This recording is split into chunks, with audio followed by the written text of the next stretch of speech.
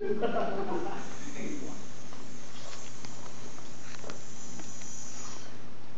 getting hotter in here. I was woken in the night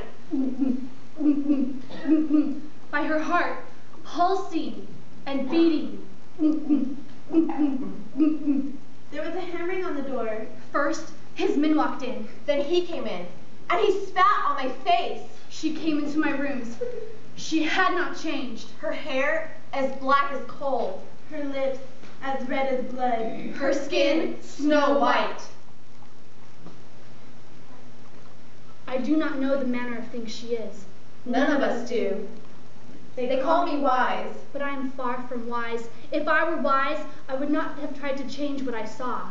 If I were wise, I would have killed myself before I ever encountered her. His daughter was only a child. No more than 5 years of age when I came to the palace.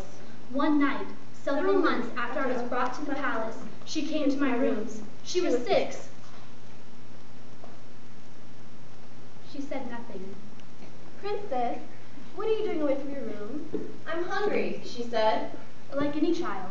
I had strings of whole apples, cored and dry, and hanging from the beams above my chamber. I pulled an apple down for her. She took the apple from me and began to chew it with her sharp yellow teeth. Is it good? She nodded. At that moment, I warmed to her, and with my fingers, gently stroked her cheek. She looked at me and smiled. Then she sank her teeth into the base of my thumb and it drew blood. I pulled the heck and I began to shriek from pain and surprise. But she looked at me, and I fell silent. I was frozen by her, owned and dominated. That scared me. My husband, my love, my king, sent for me less and less. Soon, he was a shadow of the man I had met and loved.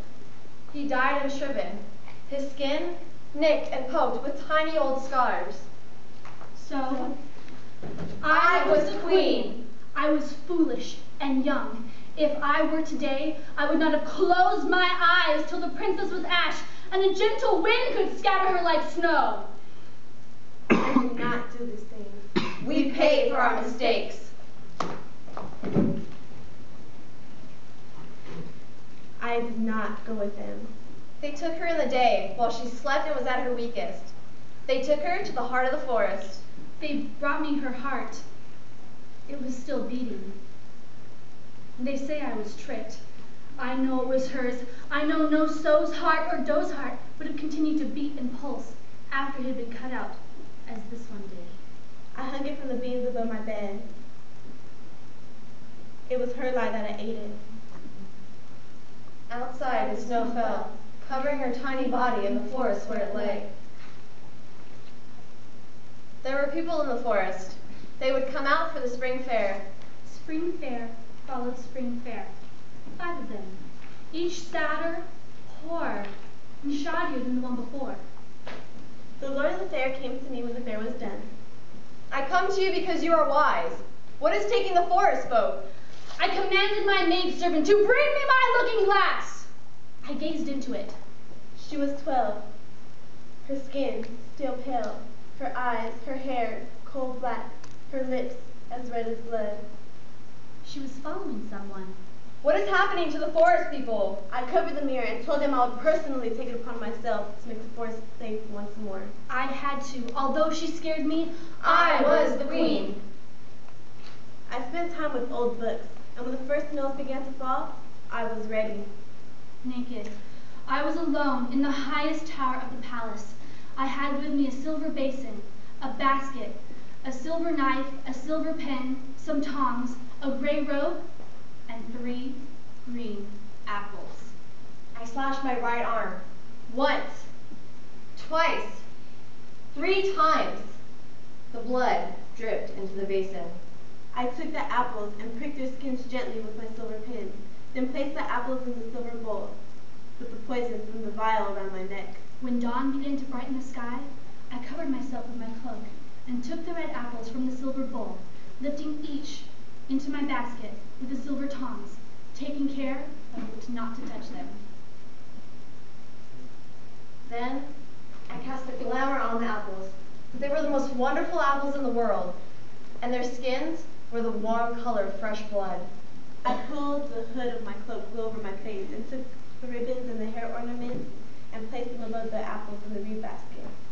I walked alone to the forest, And found my place to hide, and I waited, and I watched. She was 13 years of age. She peered at me. I dropped my basket and I ran. I liked to think she played with the ribbons, twisted them into her raven hair, looped them around her pale neck or tiny waist. Then, I imagined her picking up an apple, and she takes a bite and bites deep into it. By the time I reached my chambers, the heart that hung from my roof beams had ceased to beat. The spring fair was slightly improved. My 25th year came to me when the prince came to my palace. In the night, he came to my room. At first, he seemed excited. He told me to lie upon my back. He asked me not to move and to breathe as little as possible. It was then he entered me.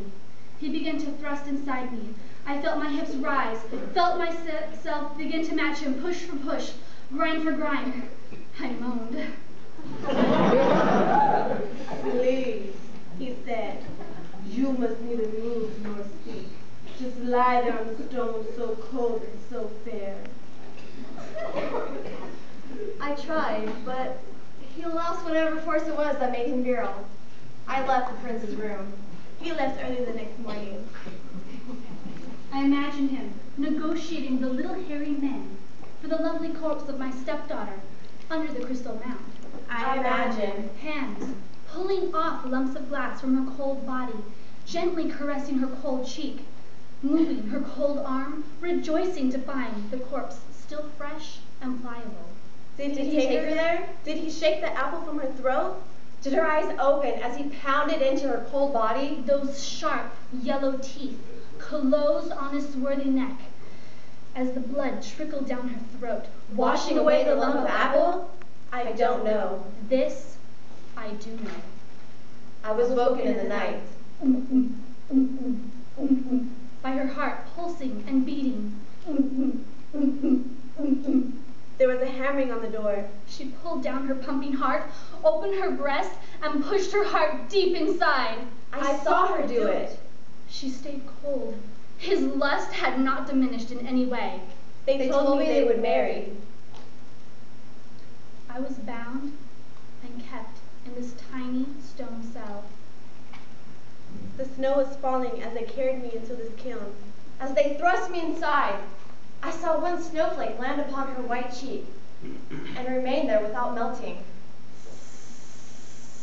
It's getting hotter in here. I will not scream. I will not give them satisfaction. They will have my body. But my soul and my story are my own. And they will die with me.